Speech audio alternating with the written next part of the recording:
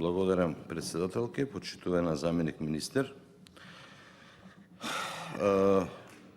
Спомнавте дека за општина Куманово за финализирање на фекалната канализација за наредната година имате предвидени одредени средства.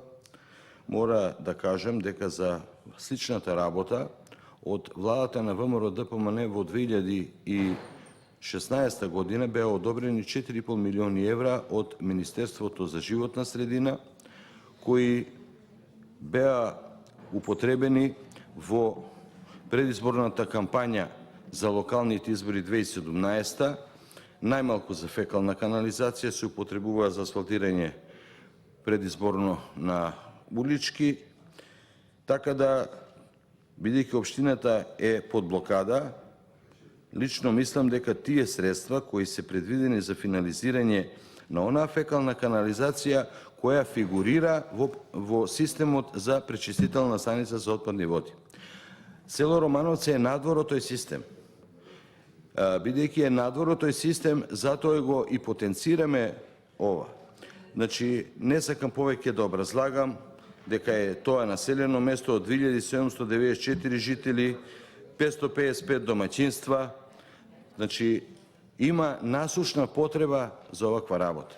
Живо село, најстрашна работа е што ни сред село тече едно многу мало поточе, а целата фекална канализација од целото село е спроведена во ова поточе.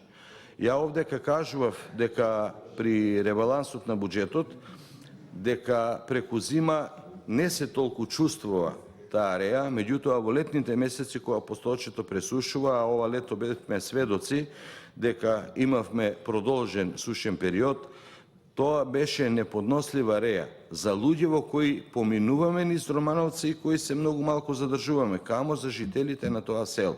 Најстрашна работа од сето тоа е што тоа поточе завршува на крајот на селото во близина на артерските бунари од кои село Романовци црпи вода за пиење.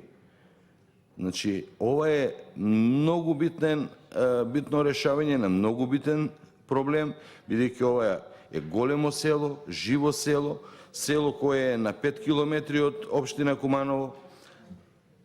Ја не можам да сватам, бидејќи овдека по прашањето на водоснабдувањето на Куманово, ние понудивме повеќе солуции. Една од солуциите беше цевководот Липково-Куманово, со кој фабриката за вода, која има капацитет од 400 литри во секунда, ќе можеше и сите оние други населени места кои немаат водоводи во Кумановско, а тоа се Љубодрак, Ново село, Уминдол и село Романовце, кое водоводот го има од сопствени средства градено, да го приклучи на тој систем. Со тој систем нов и село Пчиња и Студена бара сите ќе беа покриени со тој цевковод. Тој цевковод као капитална инвестиција СДСМ го ветува уште од 1993 година.